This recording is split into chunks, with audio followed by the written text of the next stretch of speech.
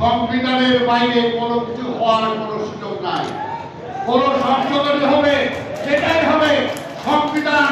সংবিধান বিএনপির অবস্থান পরিষ্কার। আমরা দিল্লিকেও মানি না, পিন্ডিকেও মানি না। আমাদের দেশ বাংলাদেশ পাকিস্তানের স্বাধীনতার সময় আপনার ষড়যন্ত্রে লিপ্ত ছিলেন। বাংলাদেশের স্বাধীনতার সময় আপনার ষড়যন্ত্রে লিপ্ত না, শুধু মুক্তিযোদ্ধাদেরকে হত্যা করার জন্য সেই সময় মাঠে নেমেছিলেন যে মুক্তিযোদ্ধাদের ফ্রি চিকিৎসার ব্যবস্থা মাননীয় মহাসচিব করা উচিত।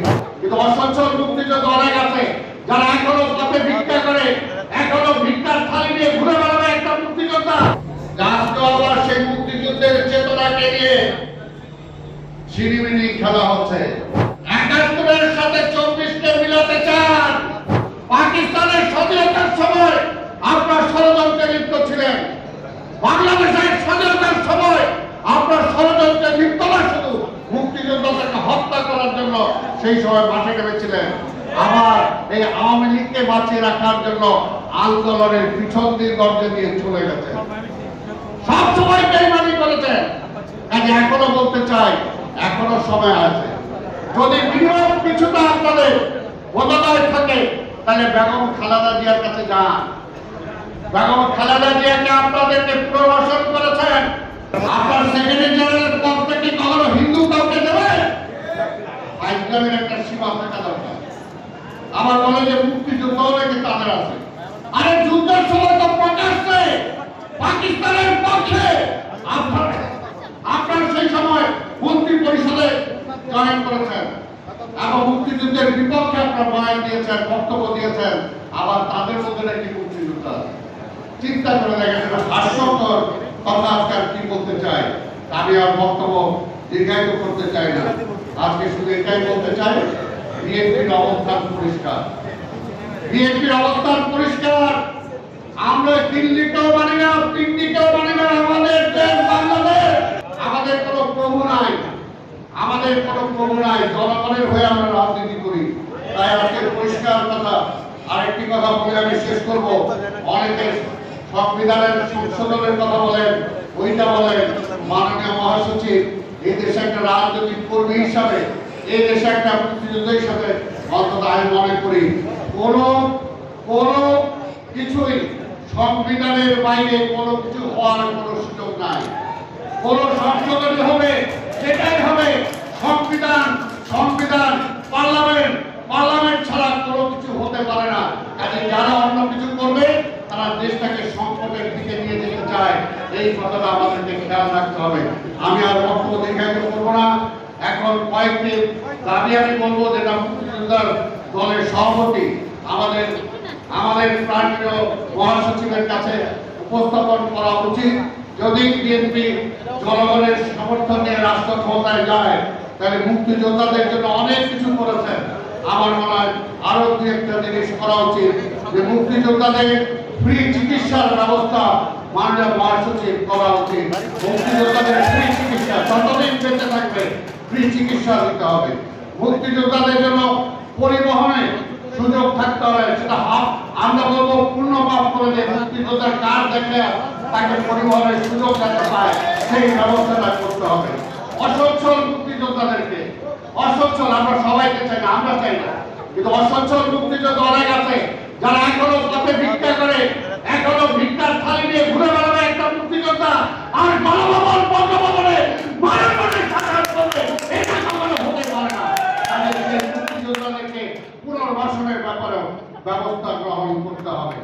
আরেকটা হলো মুক্তিযোদ্ধারা এখনো কি কারো কাছে হাত পাতে, কোনো হাত পাতে না। কখনো মুক্তিযোদ্ধারা কারো কাছে যে ভাতা দেয় সেই ভাতা তেমন কিছুই না। আমি বলবো মুক্তিযোদ্ধাদের জন্য অন্তত নিত্য প্রয়োজনীয় দ্রব্য, চাল, ডাল, তেল, লবণ, চিনি, এই কয়টা ফ্রি রেশনিং এর ব্যবস্থা করতে হবে, যাতে মুক্তিযোদ্ধারা ফ্রি রেশনিং না পায়। এটা করতে হবে। আরেকটা বলে যেটা বলবো, যে মুক্তিযোদ্ধারা সর্বকালের সর্বশ্রেষ্ঠ সন্তান। এই দেশটা আমরা পেয়েছি, বাংলাদেশের পতাকা পেয়েছি এই মুক্তিযোদ্ধাদের কারণে। কাজে মুক্তিযোদ্ধাদের স্মরণ করে আমরা মরে যাব, কিন্তু দীর্ঘদিন বাংলাদেশ বেঁচে থাকবে। যতদিন বেঁচে থাকবে ততদিন যাতে মুক্তিযোদ্ধাকে নিয়ে অহংকার করতে পারে। আজকে অনেকে বিপ্লবের কথা বলেন। বিপ্লব আর অভ্যুত্থান এক না, বিপ্লব আর অভ্যুত্থান এক না। তাই একটি বিপ্লব যখন একটি দেশে হয়, সেই দেশের সম্পূর্ণ চেহারা সে সময় পাল্টে যায়, তাই হয়েছিল।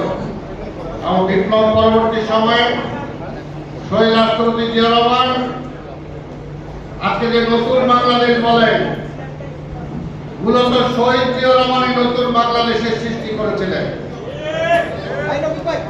তিনি গণতন্ত্র ফিরিয়ে দিয়েছিলেন, মানুষের মৌলিক অধিকার ফিরিয়ে দিয়েছিলেন,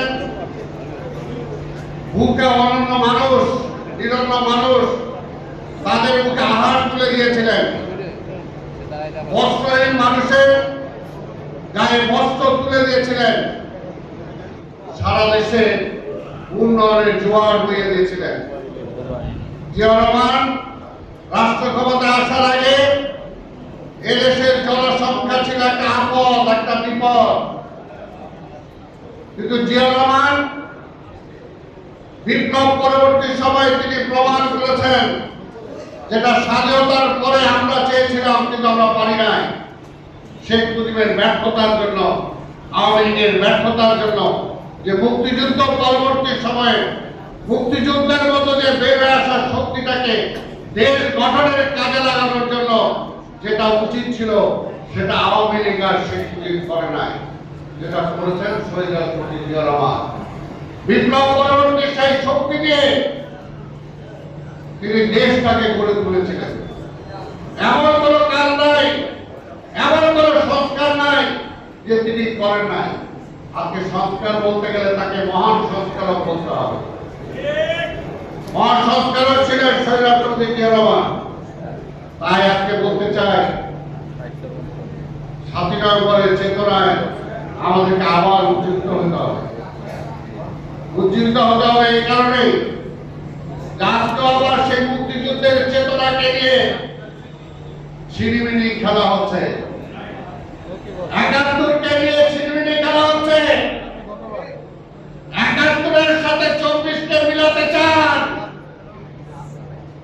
অনেকে এমনও শুনেছি, মনে মনে স্বপ্ন আছে ক্ষমতায় গেলে জাতীয় সঙ্গীতটাকে অনেকে পরিবর্তন করার চিন্তা করে। সেই কারণে আজকে মুক্তিযুদ্ধের চেতনায় আমরা যারা এখনো বেঁচে আছি, আমাদেরকে সেই চেতনা ধারণ করে এখনো